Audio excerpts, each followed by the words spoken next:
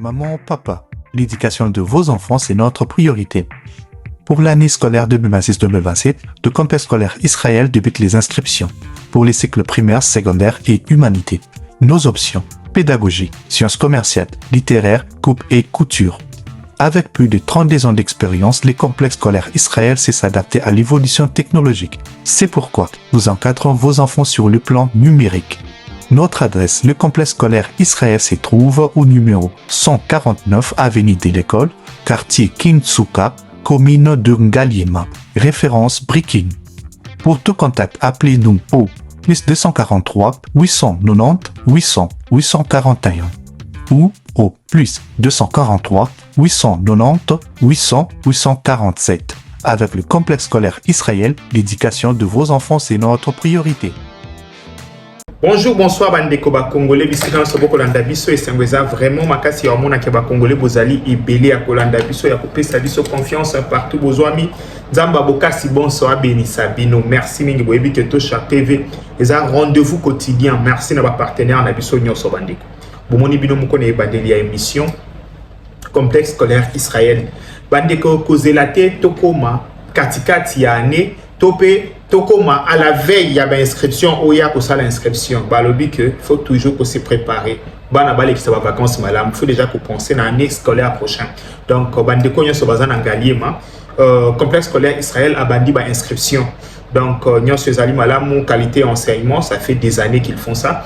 Donc ce qui veut dire que au côté de contacter bango na numéro oyo okomona na publicité na ebandelito pe na suka ya émission na biso, vous aurez cette publicité là quotidiennement. Donc appelez, renseignez-vous, allez vous inscrire et ozala eloko malamu. Merci beaucoup chers Congolais. Tokutani lelo bandeko na ngai poto sola makambo nini. Lolobi ndeko Tosha lelo lingeli en cravate bandeko na simino ki à chaque fois soba na la moitié retard, je suis toujours obligé de m'habiller d'abord avant de sortir. Mais oui, oui, rendez-vous quotidien na rokoti kate. Na yebi sa bino ki ata na komiso ki wapi na ozo téléphone na fungoli boye na répondre na rendez-vous quotidien. Bandeko, lobi na conseil de sécurité ya ONU. Réunion moko très important sur la RDC Salamaki. Na compte États-Unis d'Amérique, Massad Boulos ayaki ko pesa état ya makambo. Tozo to mona ki pe James Swin wazali secrétaire ya MONUSCO, yepa ayaki ko pesa situation. Amaloba ya James Swin, après cette situation, vous voyez MONUSCO, il aime toujours faire balance, bitumbe kolekana boye boye, Massad de Boulos pe aye.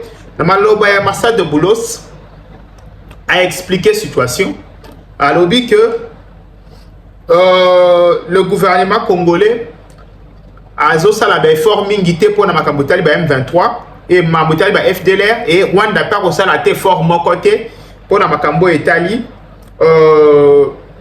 M23. Nayoki barele à M23 bazui balobi non et comme boye il faut pas sanctionner RDC. Bande on a ko sala émission spécialement. Ta bateau nyo so baza tenté to ba ko bouler 15 jours ba o sanctionner ka RDC. Na ko sabino que non seulement et aux nations té pe ekomate. Boyebi pourquoi aux nations té pe ekomate? Parce que la RDC est un pays souverain. La RDC a le droit de se défendre, de défendre sa souveraineté. Tandis que le Rwanda n'a pas le droit d'attaquer la RDC ou de violer l'intégrité territoriale de la RDC. Je ne sais pas si vous comprenez. Donc ici, c'est nous les agressés. Ceux qui toko, Bundi Saba FDLR, tout toko capturé par FDLR, ils ont par bonne foi. Écoutez, M23, FDLR, ce sont des Rwandais, c'est un problème rwandais. Je ne sais pas si vous comprenez.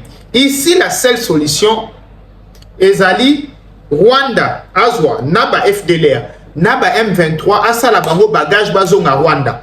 Solution yangoana, Bandeko na Bandeli. M23, Eza, mesure de défense avancée à Rwanda. FDLR, ce sont deux Rwandais. Donc, solution na mboka na biso eza simple. Rwanda Azwa Naba FDLR Naba M23 ça la bagage bazonga Rwanda. Je vous dis solution yangoana. À part yango na yebi solution mususu te. Parce que yana batuba ko rêver que non la RDC sera sanctionnée. En guise de quoi? Parce que nous défendons notre territoire. La RDC comme toute nation responsable, a le devoir de défendre sa souveraineté par tous les moyens, Bandeko, par tous les moyens, même par la guerre. Dites-moi, de quel droit le Rwandais va carte sa frontière va chez Bisso? Donc, même les sanctions, on va nous sanctionner en guise de quoi? Ce qui est le lot qui va vous sanctionner RDC. Va vous sanctionner en guise de quoi? Que RDC a violé le territoire. Je ne sais pas si vous comprenez. Pour Nakoye Sabino que non seulement il n'y aura pas de sanctions contre la RDC et Botika ko rêver. Wana ezali o Nakoye Sabino Congolais nyonso. Mais c'est que la fois passée que quelques bandits criminels de grand chemin au Yobakenda Kakusa là pour raffiner or ya Congo. Dans Rwanda, ils ont été sanctionnés. Raffinerie d'or, ils ont organisation mafieuse. Oui, ça là, quand na Rwanda, bazata na goutte ya or mon côté bandeko. Mounata moi libanga mukebo ya or et bima na mabele ya Rwanda te, mais bazana raffinerie mounene. Or ba raffina ke uta wapi, Dieu seul sait. Donc ce qui veut dire que de ce côté-là, les États-Unis se comportent bien. Ne vous inquiétez pas, les États-Unis ne sanctionnera jamais la RDC. Parce que même sur le plan légal, appuyer sanction na bango na nini. Donc, ils ont maquillé la Wenze. Je pense que communicateur il y a M23 comme d'habitude ça. Ceux qui ont une sanction, là je pense que baza ko taper à côté. Bandeko tokbeta solo muke. Il y a le 8 juillet. Bandeko le 8 juillet, l'opposition est organisée manifestation. Manifestation wana bako kende ko sala yango na palais de la nation ici ka chef de l'état Fandaka. Mission ya manifestation na bango ezanini. Mission ya manifestation na bango ezali balongo la président de la République na bokonzi. Donc président a démissionné, coup d'état parce que la constitution et qu'on prévoit te muto longo la président. Donc bako kende ko sala coup d'état, bako kende ko attaquer palais de la nation. Et Bandeko, tous un pays moko sous menace. Vous voyez que il y a au-delà de 32 généraux officiers militaires baza arrêté pour la tentative yako boma mokonzambo katoko changer régime. Plus de 32. Donc tous en alerte rouge. Service secret na biso. Garde républicaine na biso baza aux agueux. Bandeko na minute yo après ba étape ya Christian Malanga. Moutounion s'aventurier n'a parlé de la nation a commis menace. Parce que président Nabiso azali sous menace ya bainguna balingi ba bomaye toyoka biso nyonso awa bandeko. Toyoka biso nyonso ba témoignage que non na Rwanda da ba sali kuba boma président Nabiso. To mona ki ba Christian Malanga ba s'aventurier qui. Donc ce qui veut dire que moutounion so ko poussana n'a parlé de la nation a commis menace pour la chef de l'État. Et service secret na biso azali na mission c'est moko ya ko protéger chef de l'État. Ndeko olingo comme Christian Malanga. Question. Na ébité. Ndeko nyonso rozwa alati bien. Le 8 juillet abimi alobingai na keiko sala attentat contre le chef de l'État. Service secret na biso. Garde républicain basé na mission moko ya ko protéger chef de l'État. Parce que ba information nyonso ezali que ba rebelle ba ko sala nyonso ba boma chef de l'État. Jacques Ndala est en prison. Boyebi pour nani azana prison ba contacter ki Jacques Ndala. Le ko la chef de l'État ou ta aéroport. Jacques Ndala zo la bango ba mesure ya point ya njili ba cha bombe. Chef de l'État kufa. Donc menace wana na le longwete. Tout le monde qui va Christian Malanga, bah généraux et belé baza ko avouer matin midi soir. Oya alobi batinda kingana salabo, oya alobi batinda kingana salabo. Siko yo congolais ba kozwa yo ba tio na wagon. Bah biso toke iko sala mabe na chef de l'État na parler de la nation yo po yé. Na ebité congolais akolamuka vraiment. A qui na parlé de la nation le 8 juillet. Question na kotuna na congolais nyonso azali na bon sens. Dans un pays où la vie du chef de l'État est menacée. Oyebi pe keza menacé. Tentative d'assassinat et keye zongi. Ba généraux ba ko avouer matin midi soir. Mais yo ba condition na wagon. Na ebité ba mendisio nini. Ba ebisio tokei na parler de la nation. Tokende kolongola Chilombo. par un coup d'état bien sûr. Donc Moutounion soit s'est présenté dans le palais de la nation le 8 juillet où Azali autorisé à okotate à invité a commis menace pour la chef de l'état parce que toyebité na koboma chef bandeko toyebité na koboma chef de l'état. Donc Moutounion soit s'est présenté le 8 juillet et ça menace pour la chef de l'état et na ko senga la garde républicain basala musala na bango va protéger les biso président. Parce que Tokokokate en pleine bataille, Bakende Koboma commandant suprême. Tokokokate en pleine bitumbana Rwandais. Rwandais va se déguiser en militant. Va attaquer palais de la nation, va renverser pouvoir. Mission yango wana bandeko. Mundeko nyoso koya le 8 juillet aye bake bako utiliser comme bouclier humain pour na ba atteindre vie à chef de l'état. Nako pesa service secret na biso matière na koyebisa bango ba fongola misu le 8 juillet ba tia périmètre de sécurité ya makasi parce que koya ko s'aventurer na ndako mokonzi tozali te bo mona ka jamais manifestation pembe na ndako Kagame tezali périmètre très sécurisé na ebité loko ni ne suis bateau ya opposition ba ya ko sala manifestation wana.